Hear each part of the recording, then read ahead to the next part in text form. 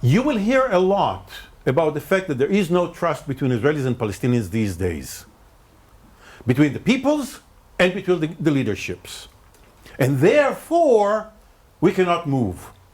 And I say, nonsense.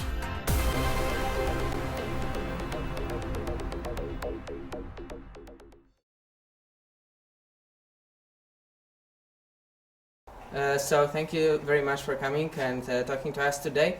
I have one question following up what we talked about before.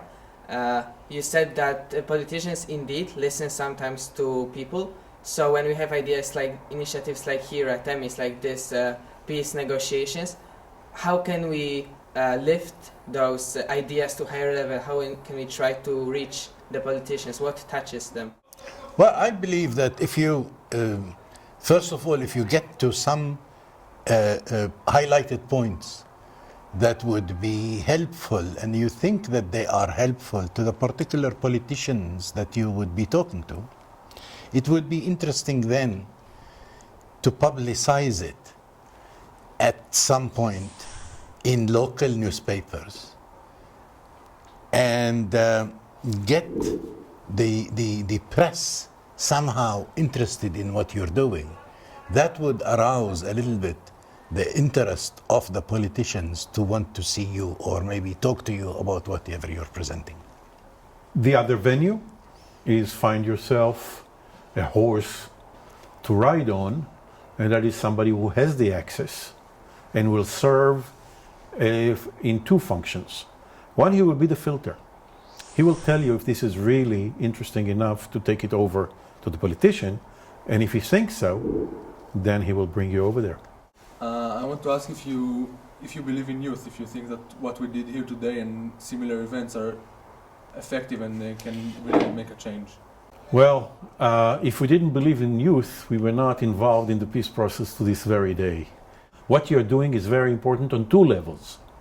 One, you're coming fresh, so you're coming with ideas that we didn't think about.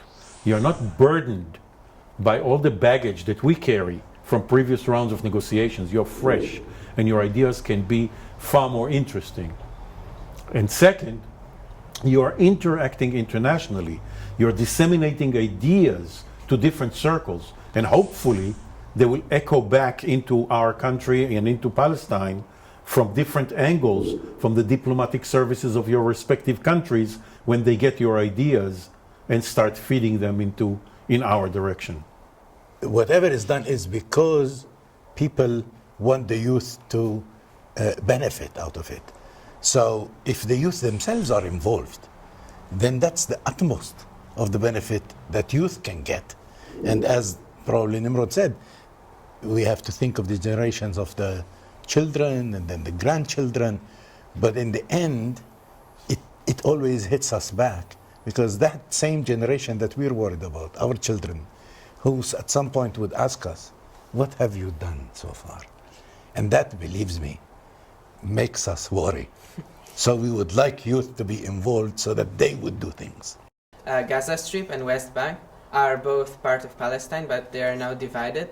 So how can you see connection between them in the future peace agreement? What worries me more is not the geographical divide. What worries me today is the demographic and political divide that has prevailed over the last 10 years.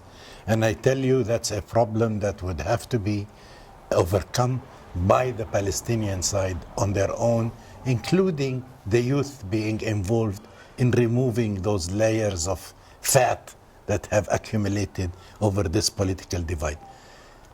The geographical divide, historically, it's there, it was there.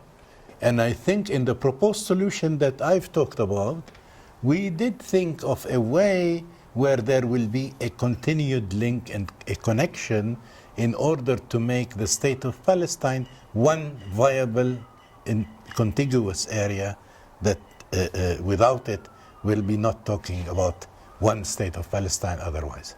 I think that of the issues that we have to resolve in order to get a deal, this is probably the easiest. And I'll tell you why. It's not a symbolic issue like Jerusalem.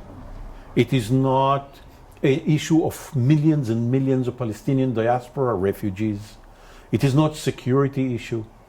It's a technical issue. What we need, and I think we are all talking about the same thing, is we call it a safe passage. It's a strip, very narrow strip inside Israel, in which you're going to have a multi-lane highway, fast train, telecommunications, natural gas, water, electricity, what have you. The technology is there, the solutions are available. That link, that safe passage can be an underpass or an overpass. It depends on security considerations, but the physical link between West Bank and Gaza is soluble.